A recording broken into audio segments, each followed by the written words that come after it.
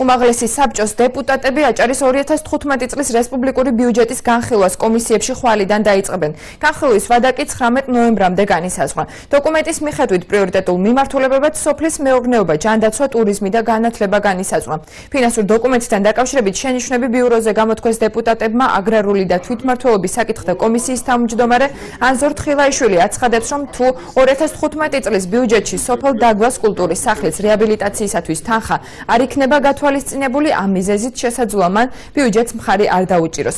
შენიშვნები არ გამოუთქვათ საბჭოს ოპოზიციონერ დეპუტატებს. დღესვე საკანონმდებლო ორგანოს წარმომადგენლებმა აჭარის მთავრობის 9 თვის ხარჯვით ნაწილზე იმსჯელეს. შეკითხვები გვაქვს? არა, დაბრძანდით ბატონო. ძალიან მნიშვნელოვანი საქმეა, ძალიან მნიშვნელოვანი პროცედურა შეუდექით.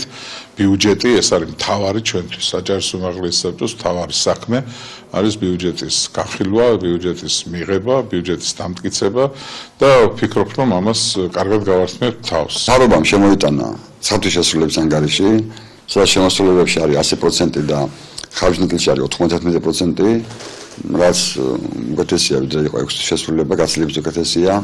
შემოიტანა პრიორიტეტის დოკუმენტები, რომლებიც ეთხოვა იმ პროექტს, რომელიც ჩვენ დავსახეთ 2012 წელს, ეს არის სოფლის მეურნეობა, ჯანდაცვა, განათლება, ტურიზმი და შემოიტანა 2015 წლის ბიუჯეტი, რომელიც არის გაზრდილი 8 მილიონი წელიწადთან შედარებით. სამწუხაროდ არ ვიცი გადავხედავთ კომისიის ხდომაზე ვიმსჯელებთ და კონკრეტულად მაგალითად მე ძალიან დიდი სურვილი მაქვს, რომ ჩაუტარდეს რეკონსტრუქცია დაგვას კულტურის სახლს. ეს არის ნამდვილად უნიკალური შენობა, რომელიც არის ავარიულ მდგომარეობაში და მე ვიბრძოლებ იმისათვის, რომ ბიუჯეტში პოვოს ასახვა ამ პროექტს.